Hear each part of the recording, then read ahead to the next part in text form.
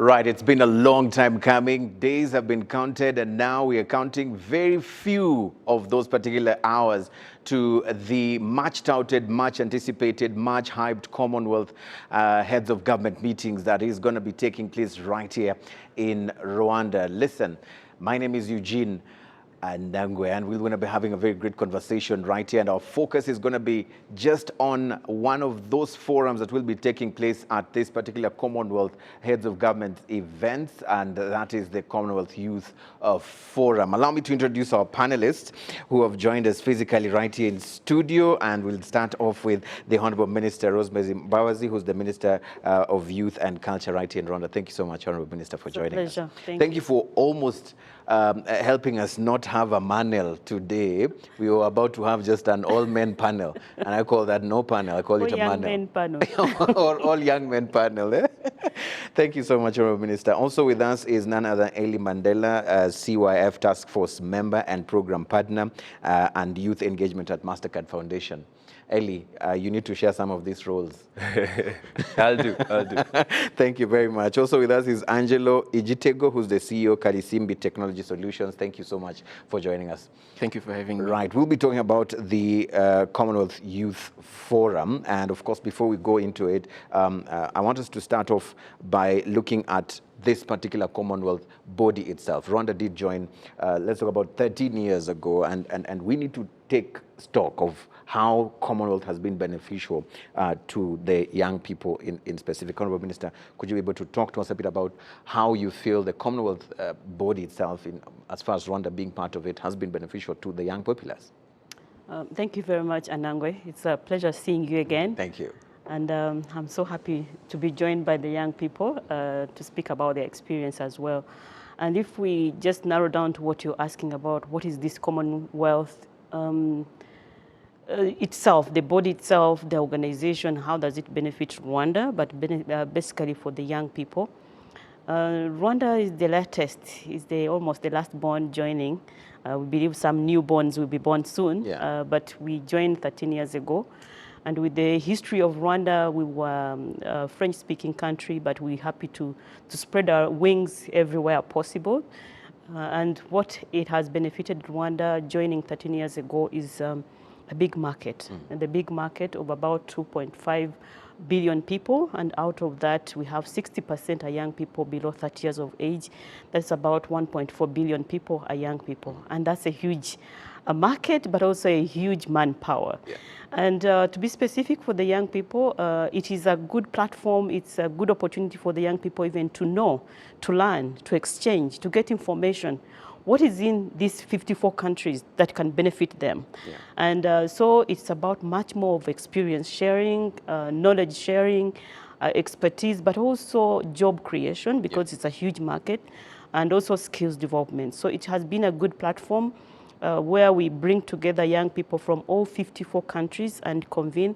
This time they're convening in Kigali from 19. Some of them have already started arriving from 19 to 21st. In one venue, with one vision, with one purpose, and we believe they will be driving our Commonwealth to a better future. Right. I'll be coming back to you, Honorable Minister, to talk to us a bit about some of the conversation you expect to hear at this particular Commonwealth Youth Forum. Eli, let me talk to you a bit. The Honorable Minister says a lot of opportunities, one of them the huge pool of market for young people in terms of opportunities for jobs and opportunities to exploit those particular markets. As a young person, 13 years later, did it even matter that we as Rwanda are in Commonwealth in terms of what you've been able to do as a young person within the Commonwealth?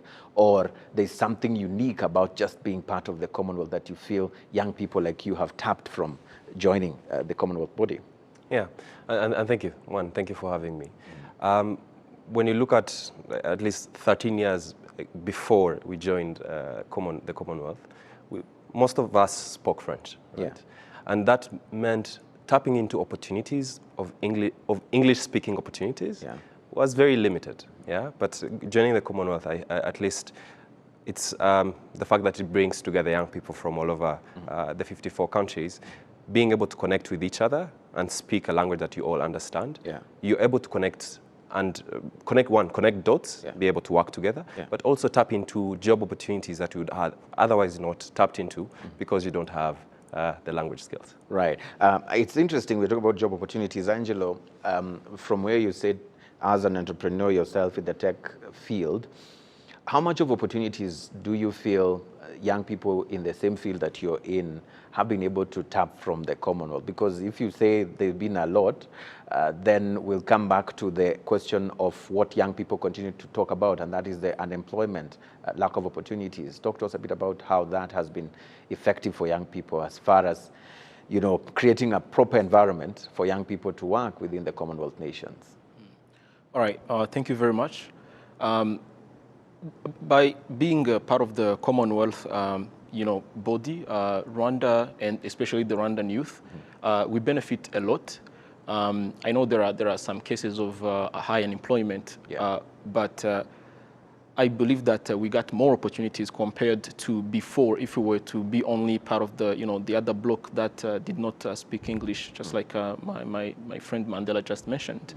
So there are so many opportunities, especially for a company like ours or even other startups.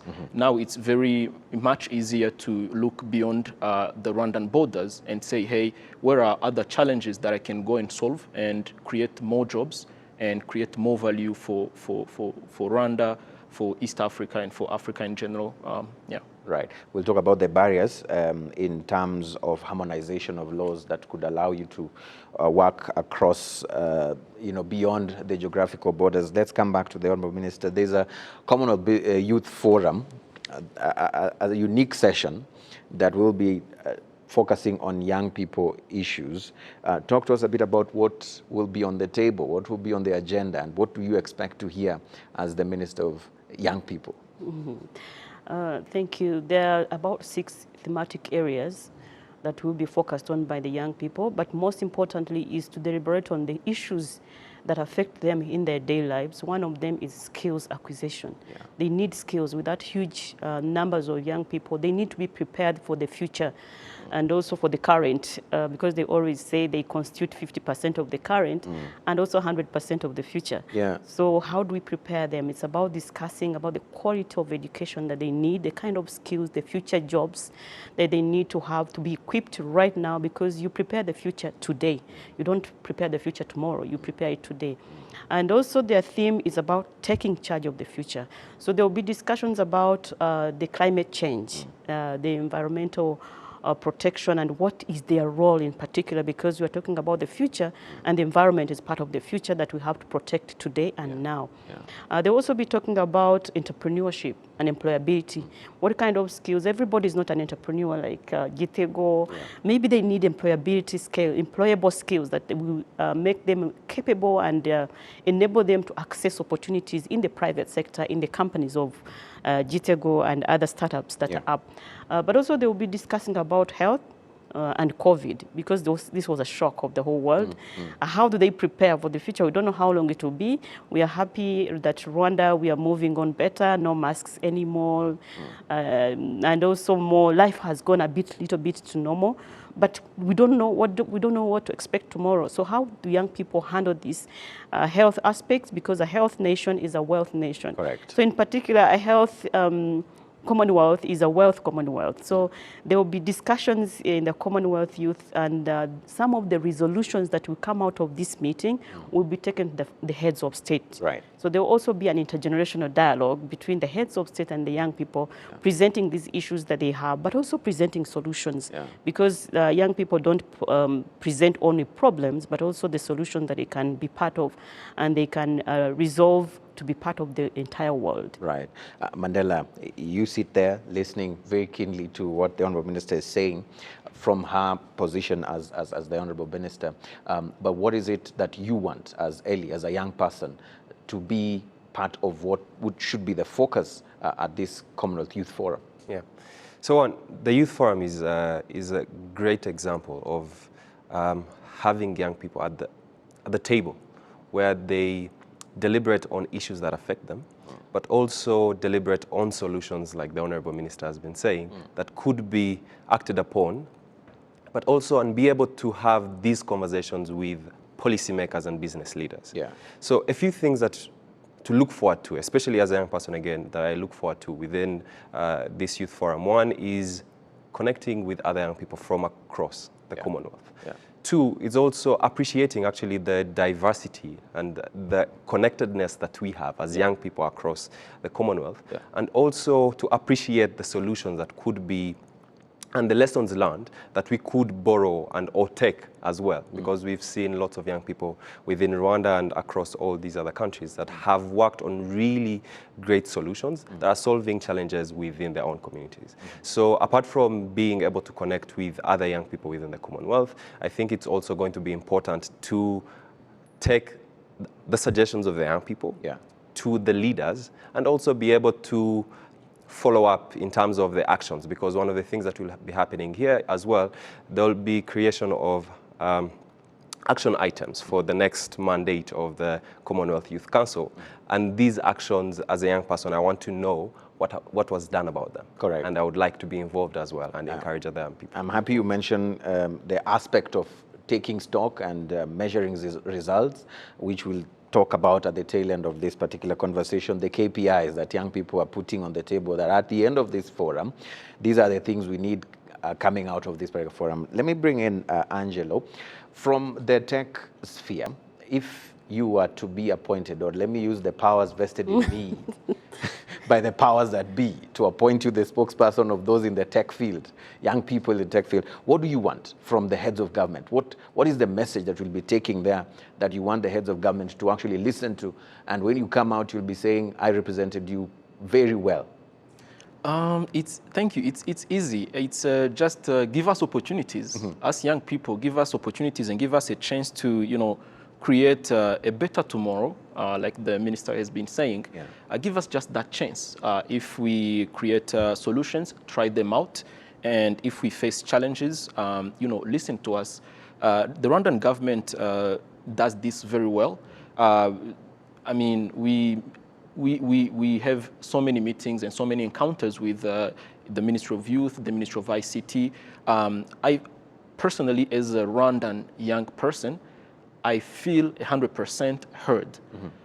So the other heads of government, especially in the developing world, I also be happy to see young people given similar opportunities. Yes. So you want opportunities? We want opportunities. We want a chance to be, Honorable Minister, they want opportunities. What do you want from young people? They want space and opportunities and to be heard. What I want from them is accountability, responsibility, and taking charge.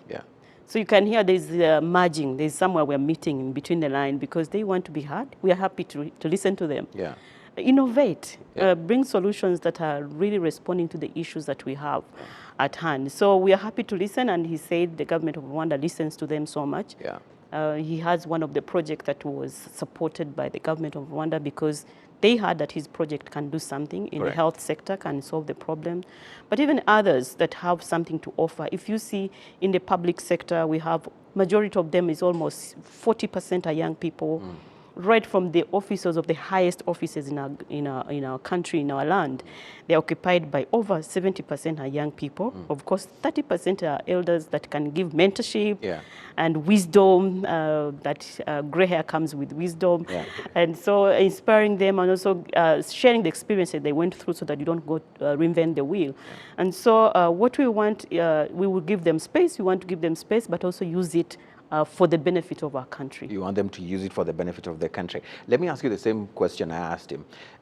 If you were to, which actually I believe you'll be doing at this particular forum, you'll be meeting your peers, those who represent young people in different spheres as far as government institutions are concerned or governments are concerned.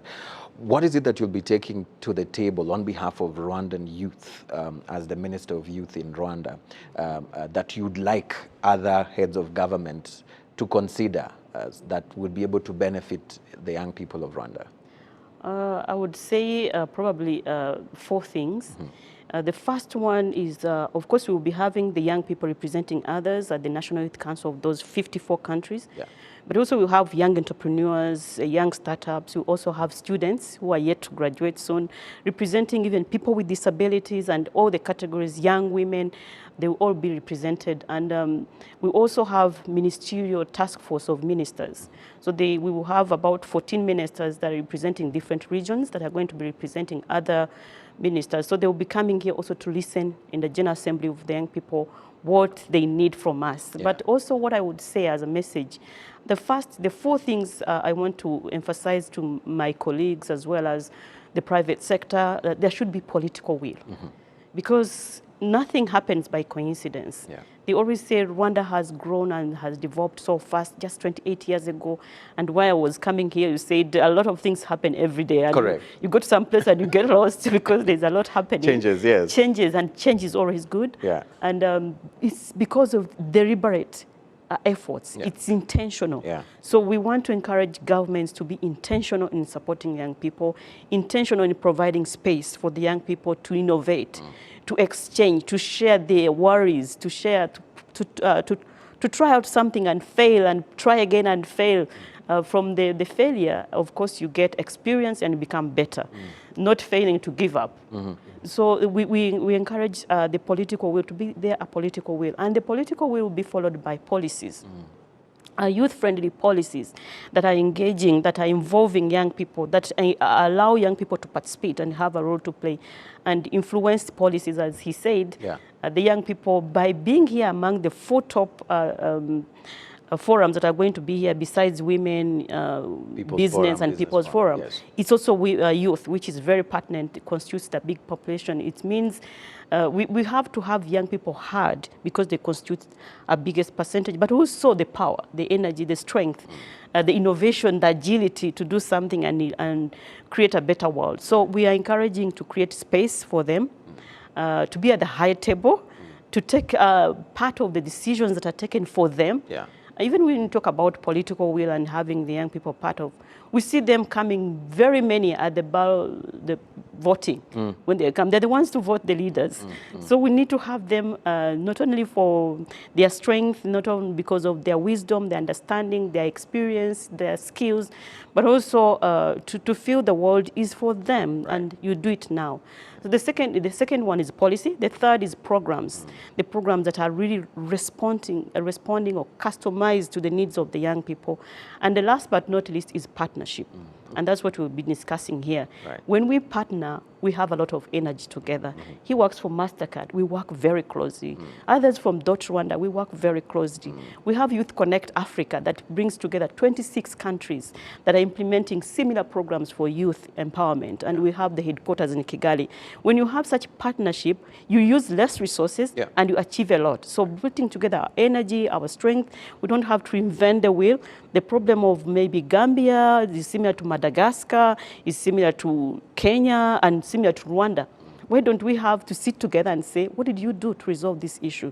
And if you used it well, let me customize it in Rwanda. If it happened in Ghana, or it happened in Malaysia or Pakistan or India, and you solved it, how can I do it here in Rwanda? Oh, Rwanda can learn from you and you learn from each other. We don't have to spend a lot of time reinventing the wheel. We do not have to reinvent the wheel when we can actually partner together. Yeah. I like that point. I want to go back to Angelo. Angelo, the Honourable Minister did mention earlier on that the grey hair, also sometimes comes with loads of wisdom. Yes. But on the other flip side, there'll be a conversation around intergenerational dialogue.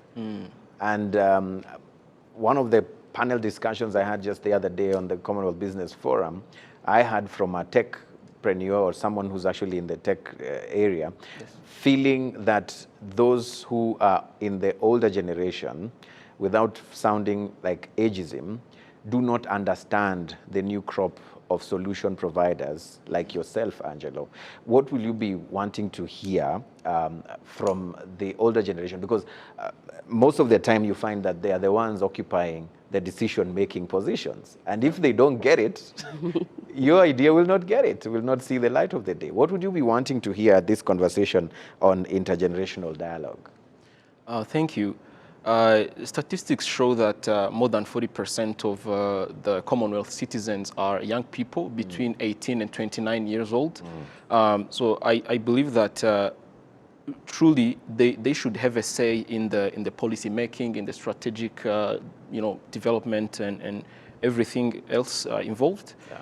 So through this intergenerational dialogue, what I expect to see is how basically the harmony, how there can be platforms, of continuous exchanging of ideas from those two sides.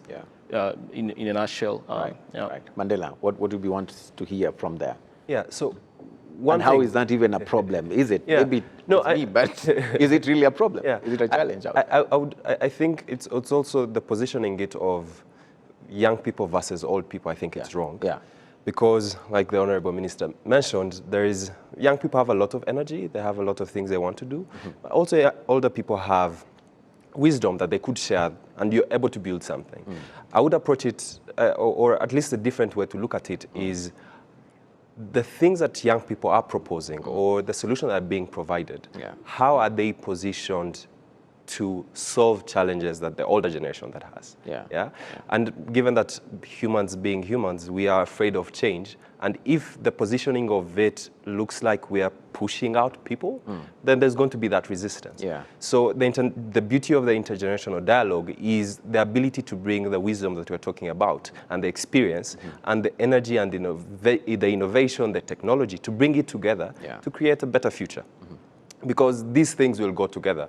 Otherwise, we'll have lots of energy that is building a lot of things, but sometimes we might reinvent the wheel when you don't need to. So the ability to bring these two generations is more impactful than any of them alone.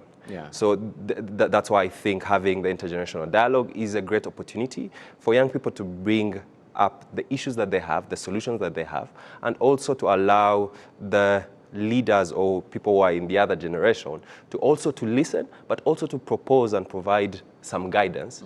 But most importantly is what comes out of that intergenerational dialogue. Right. And Honorable Minister, let's face it, the world's youngest continent has the oldest leaders. This is a reality. 62 is actually the average age of the leadership. And earlier you mentioned that young people need to be on the high table.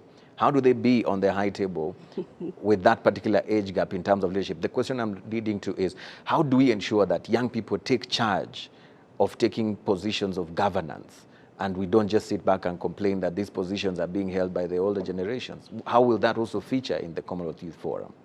Yeah, perhaps I'm speaking here on behalf of that old generation, not yet 62, but I'm representing because these one are more younger. So I'm just thinking age is just a number. We shouldn't even feel as if that age, what we need to look at is just what is the delivery. What is that age bringing for us? Because even you can bring a young person without any experience, anything, and just say, let's do it just to do that. And they can do worse than that. So I don't think we should really dwell much more about the confrontation between the old age, the young age. I believe that intergenerational dialogue, like Mandela was saying, it is for continuity, it's for sustainability. It is every generation. I think there is Fanon who said every generation has its own mission. If you look at our country's liberation struggle, the youth by then who are led by our current president, His Excellency President Paul Kagame, they were young people by then. Their mission was totally different from the mission of Eli and Gitego.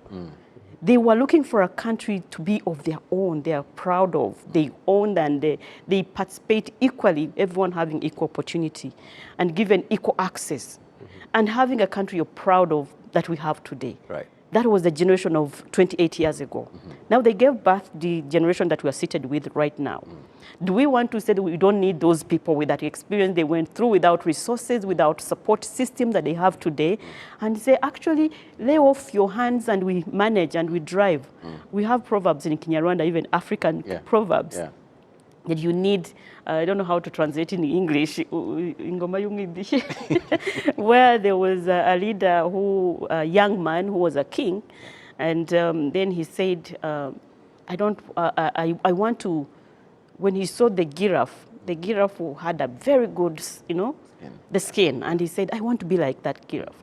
Can you remove that, peel off the skin and put it on me? So he called all the advisors who were old men. And the old man said, it's not proper, it's not good, it's not a good idea. Yeah. Then the young man said, listen, kill all the old men as advisors and let us advise you. We will go and get it, we will peel off and then put it on you very proper and you will be like a giraffe. Yeah. And they did it. Yeah. But one young man hid his own father.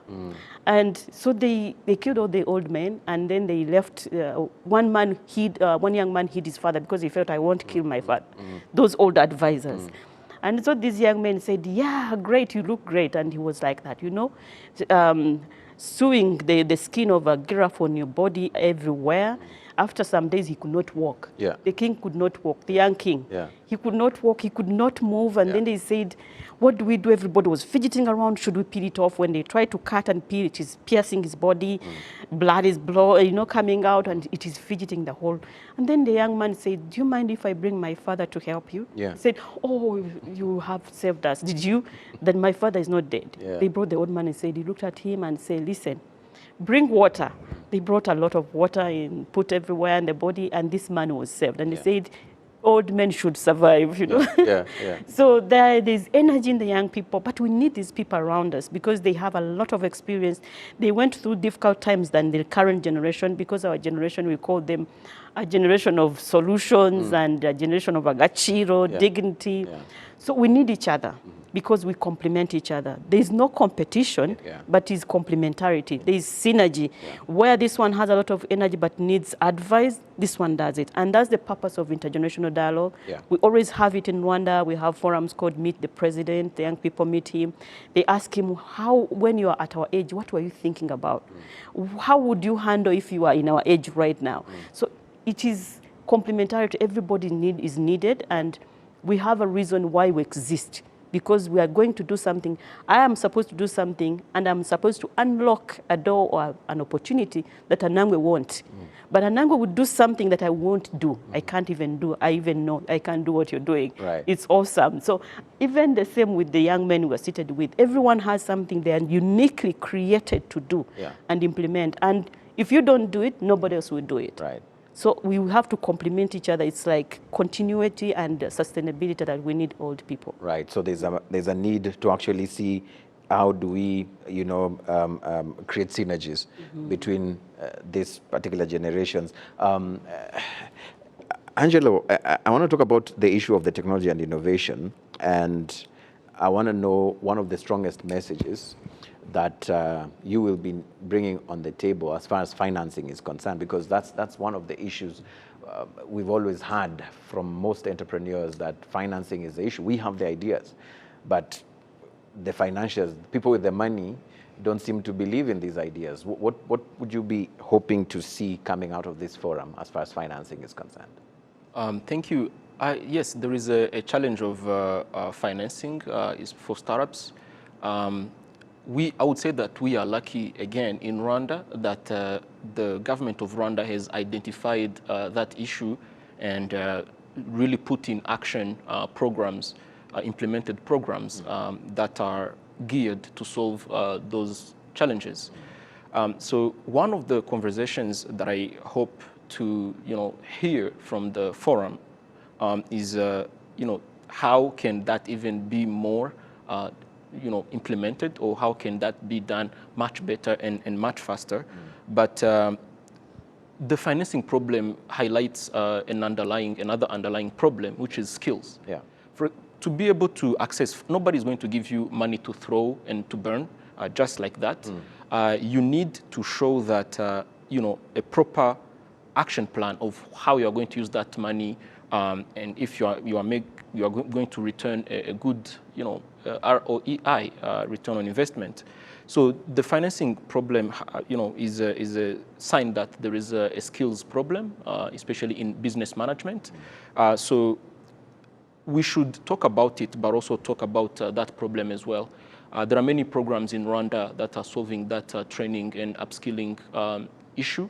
I can mention a few, like BPN, like also Norscan. NOSCAN is providing that, but the other many programs as well that are implemented by youth hubs and youth communities. So I really hope that during the forums, those programs will be even more invested in. Right. Yeah. Mandela, do you agree that part of the problem in terms of the taps for the funds to flow, you know, is actually caused majorly by the lack of skills or the high risk nature of the young businesses or businesses run by young people? Where do you see the problem? I would agree. One of the challenges is skills, but also some of it is the financing is not youth-friendly. So when you think about if you go to a bank and you have a business and you have, for example, you have a contract to supply, but they'll need a collateral from you to be able to give you the financing. You already have a contract. Yeah, so that's not youth-friendly. Some of it is that the way the structures of the financing is not youth-friendly, so that limits the access of young people to these funds. So the ability and if one of the things coming out of the forum is able to, one, develop more innovative financing that allow young people to tap into them, develop more or support more programs that are going to enable the skills development that young people need to run their businesses, but also access to markets. Access to markets is a major challenge for young entrepreneurs. So the ability to tackle some of those challenges through this forum, and especially the fact that the business forum is going to be happening closely as well, being able to solve some of those challenges is going to be important. But also acknowledging that there's a lot of work the government is doing. There's a lot of work other partners within the ecosystem are doing.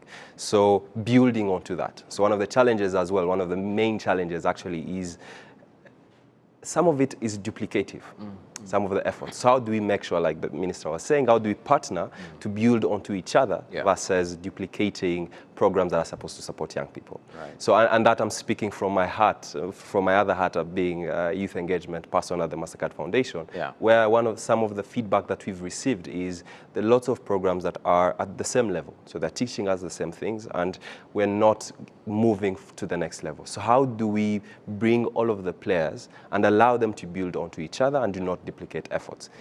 In addition to allowing young people to access markets through the Commonwealth community, but also innovative financing and all the other things that these businesses need. It's interesting, while you still have the mic, I think it would be good if you just shared with us why that scenario is actually taking place, the duplication of efforts. I mean, naturally we've seen even in our own small communities, if someone starts a small shop, the next day another person, same shop, selling same items, you know, another one, same.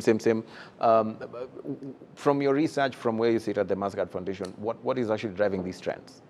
There is a research that was recently done, not by the foundation, but by another company. And it was looking at how the ecosystem is connected. And one of the challenges was actually coming from the fact that people that are bringing the financing are talking to the players individually. So one funder will come in, will support BDS provider A, another funder will come and support BDS provider B and C without these people speaking to each other. And given the fact that they're speaking independently, everything is happening independently, the risk of the duplication is high because they'll be in their own silos. So the ability to bring the ecosystem together and be able to speak to each other and know I'm developing a program within this specific area, what are you working on, can I build onto that? So I think that's one of the things that was highlighted in a couple of researches that have been done that are around really people who are playing in the same ecosystem, not speaking to each other. So the ability to bring the ecosystem together is also going to be very helpful. Right. Honourable Minister, what are the good practices that you can share with us, homegrown solutions that Rwanda government has done to make it easier in terms of policy for young people in business to access funding? If I can come back to the duplication of what he was talking about, the banks are independent and deliberately develop their products. And when we're visiting banks by banks, you could see they have different products, but targeting almost a similar audience. the ministers, the CEOs of companies, and nothing yet for the young people. But with discussions, engaging and involving them in policy discussions and asking, why don't you have products for the young people? They even started coming up with products that were specifically tailored to the needs of the young people, like leasing. BDF is already providing leasing equipment. We have more than 154 companies in road maintenance, which was built around the civil engineers from the TVET.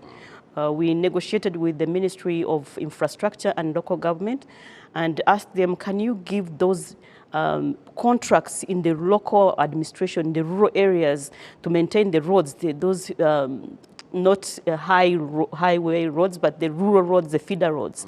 Can they maintain them? Because they're civil engineers and we have accountants and managers. So we create companies and cooperatives around and they manage those roads. So we agreed and now they are managing 2,000 kilometers of roads in 26 districts. We are yet to go to Nyamasheke and Kigali City because we have Majerajere, the other rural rural sectors that needs also these young people to maintain. And we were shocked to see how young people are capable. But one of the issues they had already have a contract with the local administration and they need equipment. So the equipment, we agreed with BDF, can you create a product for them? Because without the product, they will be accustomed to the same service, the same criteria and requirements of another company that has been established for the last 10 years. So can we have specific products for them? And they created a lease product, which is very, very successful. And they provide this equipment that levels, the big equipment that levels the road and the other kind of material they need, wheelbarrows and hose and whatever that they need. And on the market, it is about between 18 and 21% of the rates, of the interest rates. And for them, they gave them a subsidy at 12% interest rate. And they are paying every month and depending on the project itself. It's customized on the project, not one size fits all. And what we have seen from this, the young people are paying very well. And the equipment is available, they're using it. They have a contract with the local administration. They are paid between $3,000 and $5,000 that is 3 million and 5 million. And they are given about 20 kilometers to maintain. Each company is actually employing more between 60 and 100 young people to maintain those roads. In the rain season, they do much more work than when it is a dry season. And so we have seen it working. We have also built cooperatives around them for saving. Because COVID taught us a lesson. If you don't save, you don't know what happens tomorrow. So the young people are also saving. So that's a good practice. And that comes out of discussing the real issues. And we have platforms, National Employment Program, where we meet as ministers and also as private sector. We also have sector working groups. But also to reduce on duplication, there's Association of Bankers where they discuss about the kind of what you are offering, does it respond to the real issues on the market, how does it target the untapped market, or even financial inclusion, how do we make it grow and become much bigger and access to many people. So one of the products is that road maintenance. Another one is also a co-brigade. It's called a co-brigade, ecological brigade. It's an army that is protecting environmental conservation, the catchment area of Nyabarongo River. And they have created more than 10,000 jobs. And we work with them, but we bring microfinances so that any payment, we take it through the microfinance. So we increase financial inclusion for the young people, but also add on financial literacy, how you manage this money. And by that, the bank, the microfinance itself can see that this cash flow that is coming in the bank, what else can we do with it, with the young people? Because these young people are maintaining the Nyabarongo catchment area. They are planting trees, they are doing terraces, radical and progressive terraces, and they do it like 3 days a week. So they organize themselves also in cooperatives, and they make sure that after saving, they can do another income-generating project, maybe poultry, maybe rearing, whatever they want to do in their own community. We have also seen young people going beyond agriculture and farming, the cooperatives themselves. They went into construction materials because their places of operation was so remote, and they could not access, the people in that community could not access construction material from Muhanga. So they become now the vendors. They became the bridge between these people the construction material and the people who need it in their own sector. So when you give young people opportunity, when you listen to them, when you engage them and you provide them space to listen, sometimes we don't understand because we're not into it. But the moment you listen, and also action speaks louder than words. Yeah. When you see the action coming out of it, everyone wants to invest in it. Yeah. Now, people are coming in to support, people are coming in to see how they can also expand this business, including our great partners, UNDP and COICA, and we are growing this into other sectors, into other districts. So there's a lot that we can share, but last but not least is the space. The space, when His Excellency finds time, actually we sometimes even fail on our part. He says, I want to meet young people at least once a quarter. I want to hear what they're doing. What are they focused on these days of light? What are they focused on? And when they meet, they ask him problems. They talk about the scholarship. They talk about the access to finance. They talk about the experience issue in government. And some of the resolutions were taken out of this kind of dialogue that was done by young people and the head of state. And one of them was the BDF. That's how it was born, to bring a window for the young people.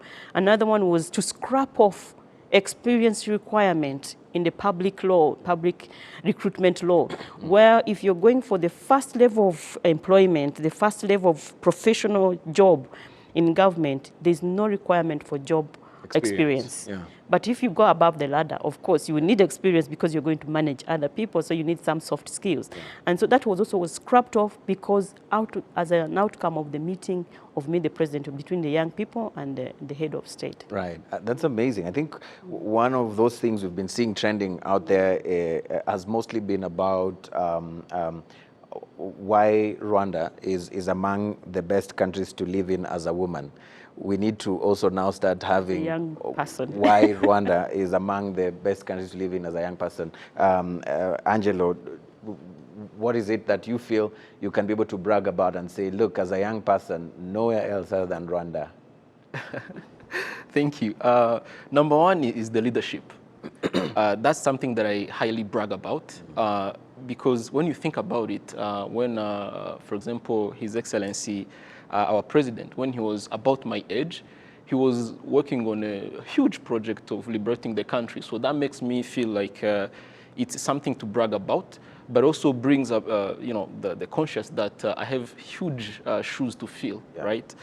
So another thing is that one of the things that make me very happy on, on an individual level is that I was given the platform, to innovate and to shine. So again, that's really very fulfilling, and having our leadership, for example, Minister Rosemary, they are very accessible. Yes. Our government is very accessible, so that's amazing. Yeah. And then now, because this forum will also be a place for meaningful connections to take place. Yes. And where there's connection, there's definitely supposed to be exchange. Yeah. What are you doing at an individual level to pass on that to your peers across other geographical locations? For example, in Kenya. Yeah. So one of the things that I will do is to engage during the networking events, also the breakout sessions that are scheduled to take place. That's one of the things that I will do definitely. I will also be happy to share some of the things that we have learned, at least in Rwanda. Basically, connecting and talking to these people, because once you start talking and exchanging ideas, that's when tangible things see a birth. Right. That's when they come about. Yeah. How about you, Mandela? I know you have so many hats. No, yes, and I definitely want to speak about the bragging. Go ahead. The bragging, right? Yes. So sometimes when you're speaking with different young people from across the continent or in other different places, they are amazed by the fact that you could be seated with somebody at a high level in terms of leadership as a minister. Yeah. And I think that comes from the fact that there is a lot of humility within, and the fact of focusing on that value of humility as leaders and being close to the people that they are leading. So I think that's one really big bragging right. And how often do you get to meet the president? A couple of times in a year, a couple of times, and actually get listened to? Because there is one thing of meeting somebody, saying your issues, and then what comes out of that. And like the Honorable Minister was saying, you go to a conversation like with the president, these are the specific issues, and then after that, there is action done upon them. So leadership, like you mentioned, is one big area that as a young person, I brag about.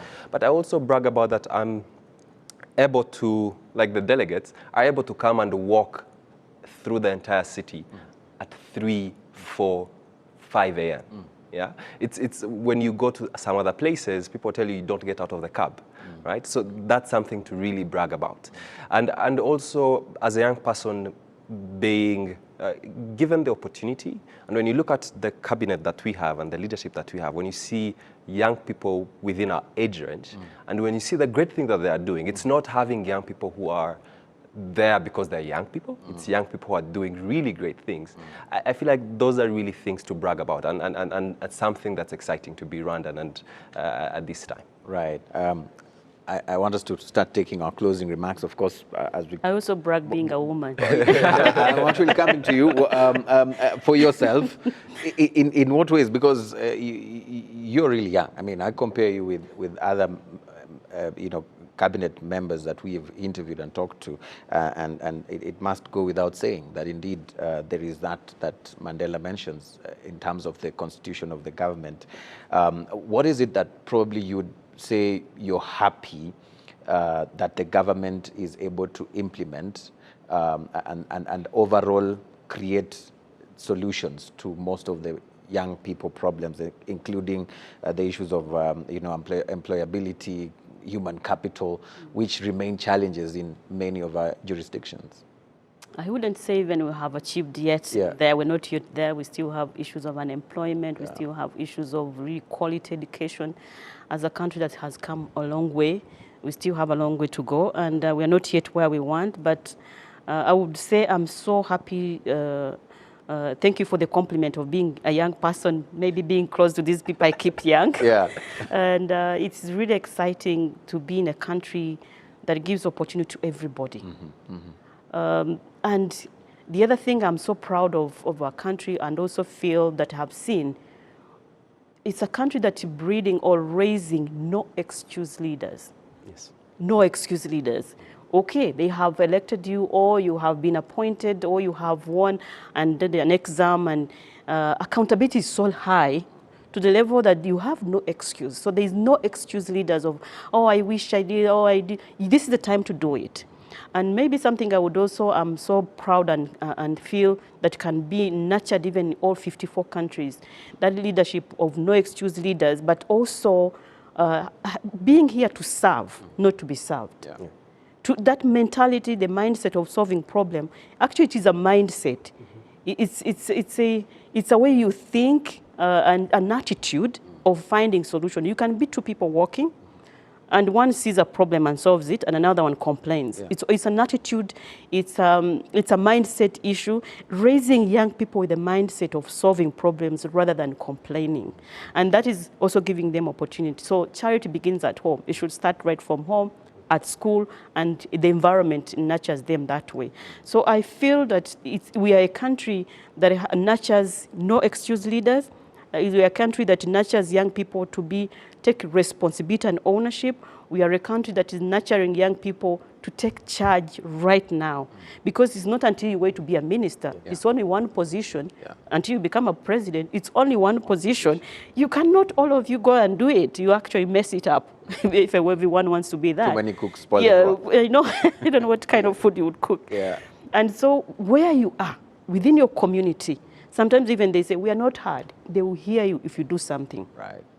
That's interesting. They will hear and do even support you if you do something. Right.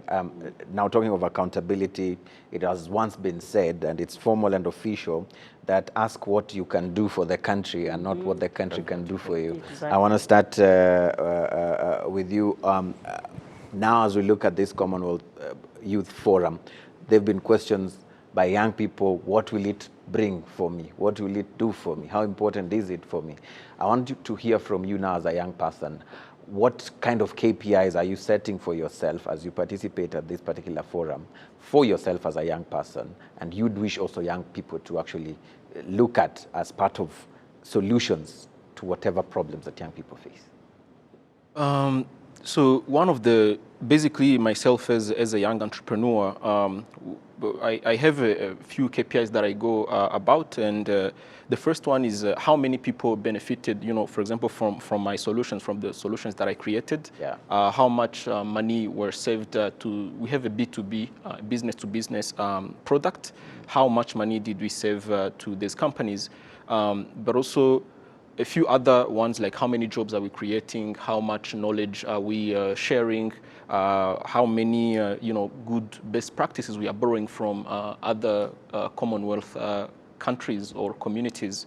And speaking of the forum itself, but the number of people I will have interacted with, the number of people I will have whose business cards I will have, or how many business cards I have, many number of creations, connections, sorry, yeah, basically.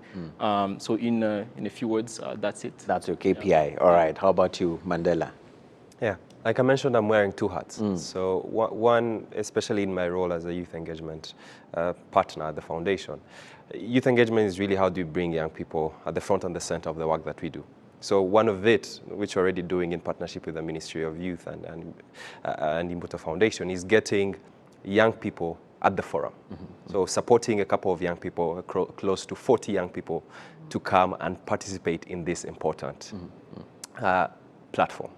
So that's one KPI within my role, getting young people to important platforms that allow them to be heard, but allow them to connect with each other and allow them to develop solutions and be able to act upon them.